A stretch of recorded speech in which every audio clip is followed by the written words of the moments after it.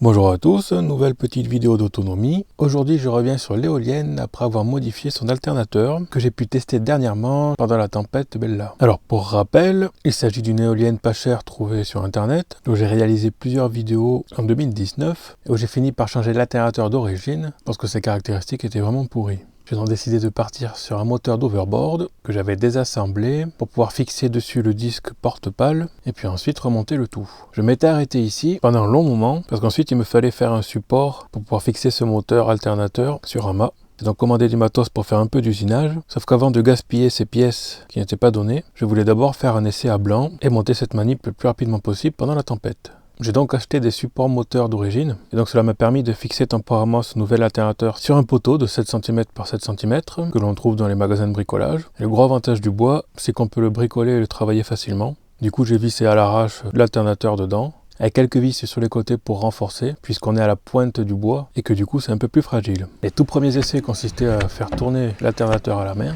et puis à mettre l'alternateur en court-circuit, ce qui doit le stopper net, preuve qu'il y a du courant qui circule. Donc maintenant que cette étape est faite, on peut monter les pales et puis ensuite installer ça sur le terrain. Alors pour monter les pales, c'était dans une précédente vidéo, donc je ne vais pas vous le remontrer, c'est pas la peine. Et du coup, je reste à l'éolienne sur le châssis du Walipini, qui me sert à tout sauf à mettre des plantes en fait. Sauf que cette fois, le mât n'est pas télescopique, donc je ne peux pas le monter très haut. L'éolienne se retrouve donc plus basse que lors des premiers essais, et pourtant, elle donne quelques résultats intéressants. Alors on se retrouve encore dans le cellier, avec les 3 fils de l'éolienne qui arrivent ici. En testant en direct, les LED ne s'allument pas, parce qu'en fait la tension est trop basse. L'éolienne ne tourne pas suffisamment vite pour produire assez de tension pour allumer ces spots LED, qui sont normalement en 12 volts mais qui démarrent à 7 ou 8 volts par là. Du coup, j'ai réfléchi à un moyen d'augmenter la tension sans utiliser d'électronique cette fois, puisque si on utilise un pont de diode, la tension va être diminuée, tout ça, et qu'il fallait un boost qui démarre avec une tension assez faible à l'entrée. Du coup, je suis parti cette fois directement avec les phases qui attaquent l'entrée d'un transformateur classique de bricolage que j'avais acheté à l'époque, et que j'utilise en inverse. C'est-à-dire qu'en fait, tout transformateur va être utilisé en inverse. Si par exemple c'est un 220 12 volts, donc 220 en entrée, 12 volts en sortie, et bien en envoyant du 12 volts sur la sortie, on retrouvera du 220 à l'entrée. Bien sûr, cela ne fonctionne qu'avec les transformateurs bruts s'il n'y a pas d'électronique, sinon ça ne fonctionnera pas. Du coup, c'est ce que l'on voit dans cette première expérience-là. J'ai branché les sorties transformateurs en parallèle, directement entre 2 phases, et puis ce qui est normalement le primaire du transfo sert de sortie ici, vers 3 spots 12 volts LED, qui du coup clignotent régulièrement quand il y a un peu de rotation.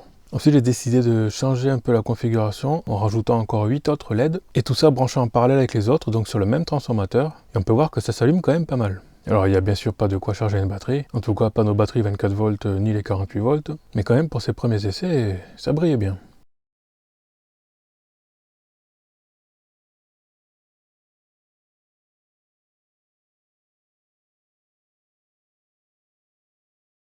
Par la suite, j'ai fait une autre petite modification où j'ai éclaté les LED en deux en ajoutant un transformateur entre 2 autres phases, histoire de ne pas consommer tout le courant uniquement entre 2 phases. Ensuite, j'ai fait des essais avec ce deuxième transformateur en le branchant et en le débranchant pour essayer de voir en fait si ça influençait le premier. Mais apparemment, ça ne change rien. Donc ça veut dire qu'il y a quand même un petit peu de courant disponible, puisque s'il n'y a pas d'influence, c'est qu'il doit y avoir suffisamment de couple dans les pales.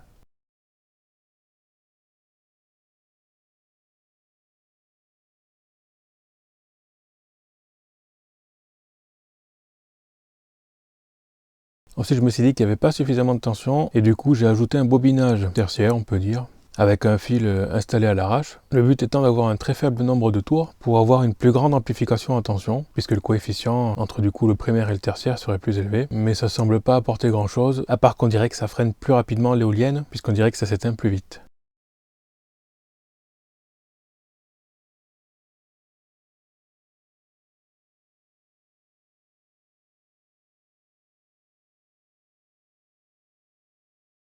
Du coup, ensuite, j'ai fait une autre petite manipulation. J'ai ajouté un condensateur sur la sortie du deuxième transformateur. Ce transformateur avait déjà une diode, donc cela fait un redressement mono-alternance. Mais c'était pour vérifier si on pouvait charger un peu la sortie. Et puis surtout lisser la tension, histoire d'avoir un fonctionnement continu de l'éclairage et éviter ce scintillement un peu agaçant. Et bien là, on a vu que en fait, le condensateur mettait un petit peu de temps à se charger, mais après, ça permettait de lisser un peu les rafales et donc d'avoir un fonctionnement qui n'est plus intermittent, ce qui veut dire qu'il y a pas mal d'énergie disponible en continu, en sachant qu'en plus, ici, on a une récupération d'énergie uniquement entre 2 phases, alors qu'avec 3 transformateurs identiques et un pont de diode triphasé, on devrait du coup obtenir encore plus d'énergie. Donc ces essais-là étaient assez intéressants. Il y a même eu de grosses rafales, où là, ça a bien ébloui. Du coup, ça fait plaisir. Et bien sûr, encore une fois, ici, il n'y a pas de boost. C'est directement un transformateur qui sert pour élever la tension, branché directement entre les phases de l'alternateur moteur d'overboard.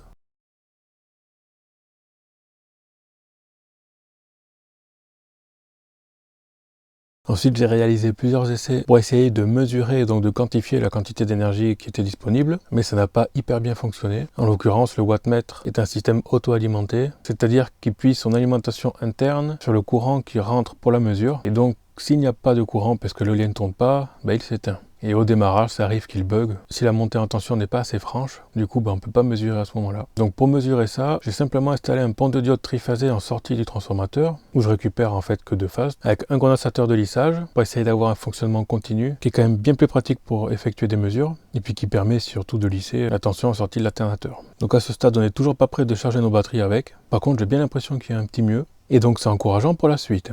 Surtout que là, l'éolienne était plus basse que lors du premier bilan avec l'ancien alternateur. Du coup, la prochaine manipulation va consister à la mettre plus en hauteur, mais de manière un peu plus sécurisée. Parce que là, le problème, c'est que le mât était trop court, et puis avec la tempête, c'était un peu risqué. Je vais tenter de faire une installation avec un mât bien fixé à la maison. Mais ça, ce sera pour une prochaine fois. Donc pour ce second bilan, je suis plutôt content parce qu'en fait, j'ai l'impression qu'il y a une petite amélioration, c'est sûr. Même si je suis encore loin de fournir autant d'énergie que certains avec leur turbine Pelton. Mais bon, j'avance doucement. Merci pour votre soutien et à bientôt. Voilà pour cette petite vidéo. À plus.